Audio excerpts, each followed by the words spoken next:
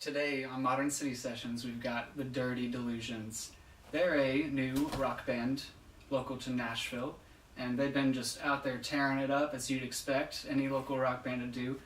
These are some new friends of mine. I'm really excited to have them on the show today. We got a few questions for them. So guys, how did the band start? What's like the history of the band?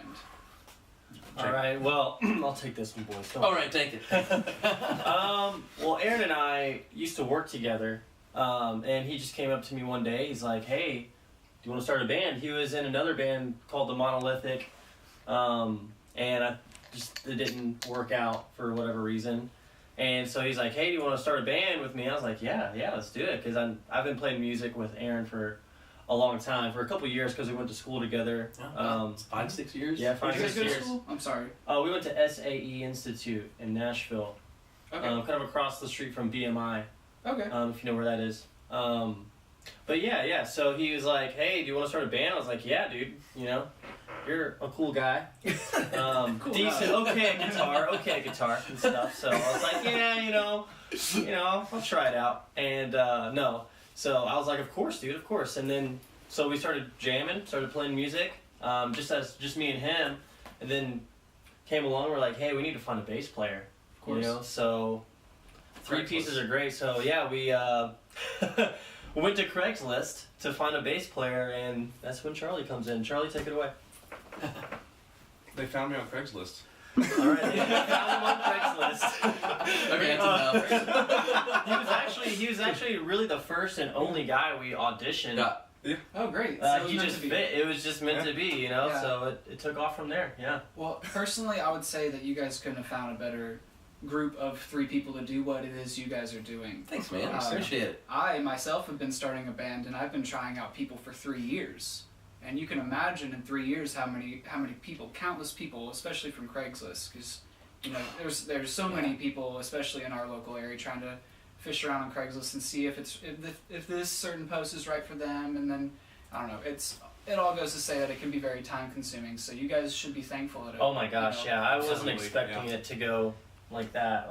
The hardest part ended up being the easiest part for us, and Yeah. we're very thankful about that. Yeah. That's great. I love these guys. Hey, there's a lot of love on this couch. That's right. One of the reasons why I've reached out to these guys is because personally I love their music. These guys have kind of like this punk rock, like garage rock thing. It's all very modern, very hip. If you don't know about them, you should. So go and check them out. The Dirty Delusions. Tell me about the name, guys. How'd you guys come up with the name? Well, to be honest, we drew it out of a hat. So that ended up being the hardest part for us, is coming up with a name. And after we'd been jamming for a while and we started thinking about shows, we were like, hey, we need a name. So we all came up with different adjectives, nouns, verbs, and stuff like that. And we knew we wanted to be the dirty something. The dirty We wanted to be something, right. dirty. It's like, that was our sound, We're dirty Right, sound. right. So we just, had the idea of we all came up with a list of words. We cut them out and put them in a hat, and we would draw them out. Like we would say the top, the top 5? We whittled it down. Yeah, we whittled it down to I think 5 names, Something 5 like that. complete names Yeah, that yeah. we put in the hat, Yeah. and then just first try drew one out. It's like whatever we're drawing, This that's is what we're it. gonna be. Wow, So, that's kind of a big decision to leave up to a hat, guys. Yeah. well, when we whittled it down, we picked our 5 Yeah. So they were all we all all- like handy. Yeah, We I all- think we came up with 15 or 20. Yeah, and then, we all brought it had down our to favorite, 5. our personal favorite 10, and then we would all just look at each other's 10 and kind of whittle it down to a main 10, and then kind of draw from there. Yeah. it was a very democratic process. Yes. Yeah. Okay, no, that's great. That's how Yeah. things should go with the band. Totally. While we're talking about the band and everything, tell me, how did you guys? And I know this is kind of a vague question, but how did you guys come across your sound? And Sarah.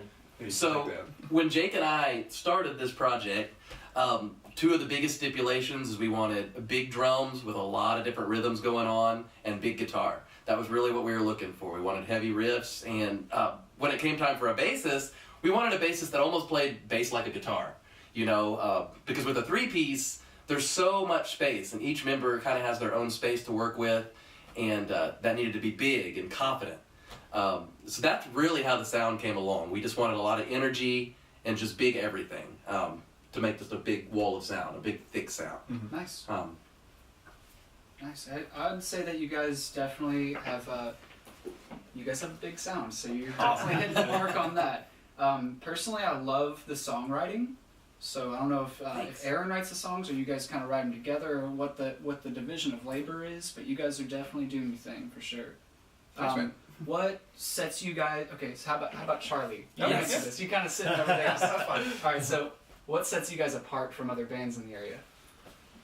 I think one, the fact that our music is original but doesn't sound just like anything old, because obviously there's tons of original bands in Nashville and a lot of them are great, but we don't try to sound specifically like anything. We try to kind of just bring our styles to it and give it our own sound.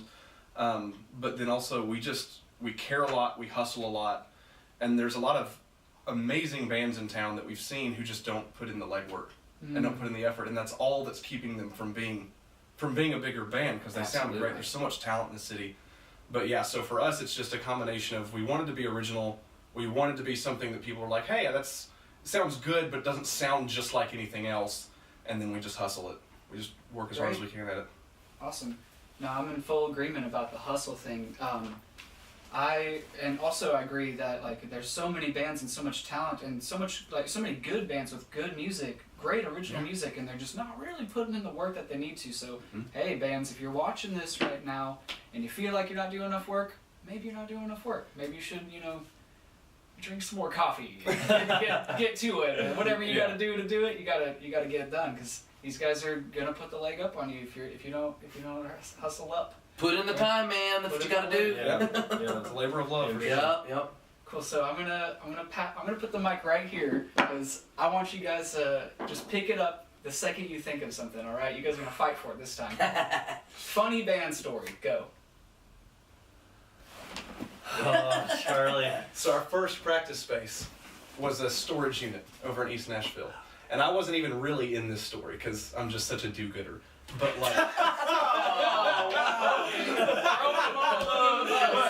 but the lady who ran it kind of had it out for us, didn't really like us. I don't know why, and I don't think really anyone knows why all that much. But she was already just tallying strikes against us anytime she could. And then Aaron and Jake and a couple of buddies, I wasn't there, I was out of town, but they went and jammed at the practice space, and we had already been restricted to we couldn't get in after 10 because of strikes against us already. And they went to jam there, but you could stay after 10. We just couldn't get back in. Yeah.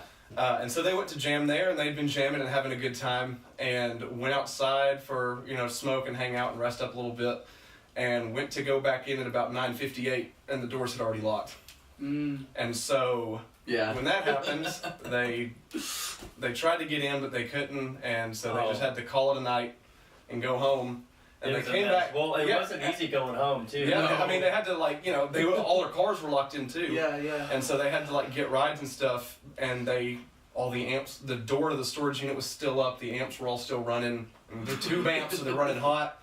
And stuff like that. Lights were on, PA was on, all that stuff. And so they came back the next morning and got their, made it right, but that was it, and we got evicted from our practice space. Oh, well, obviously you guys are doing just fine without all that. We fell into a better one anyway. Right.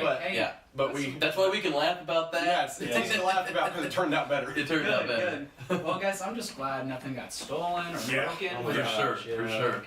Oh my gosh, that would just be so awful. It was a very stressful night. Got fried or whatever. I'm sure you guys didn't get any sleep that night. I know I wouldn't. Very little. Well, there was a house party going on at the house we were staying at too. So there was no sleep. Yeah. So I'm gonna go down the line, starting with Jake here. Tell me, who are your idols? Who do you look up to? Oh, idols. Oh my gosh. Well, let me just go ahead and say the obvious one, John Bonham. Hello. Of course. And I really look up to Dave Grohl as well. Awesome. He's just a great dude, great guy. He does a lot for the community too, but also he's just very talented. And I want to meet him really bad. Coming after you, Dave Grohl. I'm coming for you. Yeah, that's right. For me, one of my biggest heroes, especially since starting this band, Iggy Pop. because you talk about energy and just rawness and just understanding what it takes to be a rock and roller. I don't think you can get any better than Iggy Pop. Like I mean, hell, I take so many notes from what he does, so I think that's a big one for me. Good. For sure. When I first started on guitar, I would say my idol was probably Ace Frehley from Kiss. I really dug his style and his energy and kind of just his spaciness. But once I switched to bass, I figured out I kind of had to model my style at least a little bit after someone, and so I'd probably say that's Billy Sheehan from like Mr. Big and stuff like that, because he uses that real heavy distortion on bass and it's kind of all over the place. He even does like tapping, which I don't do as much, but he's definitely probably who I look up to most as far as bass playing. Nice. Cool, guys. Tell me about the band's logo. Oh yeah, let's take that one. Well, we were getting ready to release our first EP about a year and a half ago or so. About a year and a half? About a year. About a year, It's been yeah. a year, Yeah, about a year or so ago. And we were looking for a cover for said EP. So, I'm just kind of searching around. One morning I'm getting ready to go to work. I'm on Instagram. And our buddy Drew Hensley is an artist. He does graphic design and stuff like that. And he had that logo just up on his, Instagram. And so I asked him if we could buy it. And he told me, he's like, oh, no, man, you can just have it, And that's what I love. Give me a copy of the EP. Right, Yeah. right. And I mean, that's a big thing about the Nashville community in general is that, that you find so many people that are willing to do that and, come to bat for you and stuff like that. Yeah. But yeah, I mean, we love it. Obviously, it's, on my tab, it's on our pics. Yeah. And even though, like, moving forward, it might not be an EP cover, it's still kind of on just everything. Mhm. Yeah. It's a huge logo for us. It's become a lot. I mean, and what's so funny about that is like he had no idea. He wasn't trying to do that. He just posted it because that was an art piece that he did, Mhm. and we just loved it so much that we just took it. Oh, that's great. Hey, it really works. It really works. When I think Dirty Delusions, I think of that. I think of the band logos. It's Awesome. really working Awesome. for me. It's Awesome. doing its job, I should say.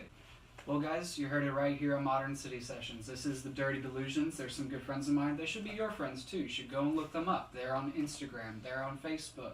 They've got vinyl coming out once they go to record and stuff, so they got big things going. Once again, Dirty Delusions. I'm Devin Pett with Modern City Folk. You've been watching Modern City Sessions. Woo! We're the Delusions on Modern City Sessions.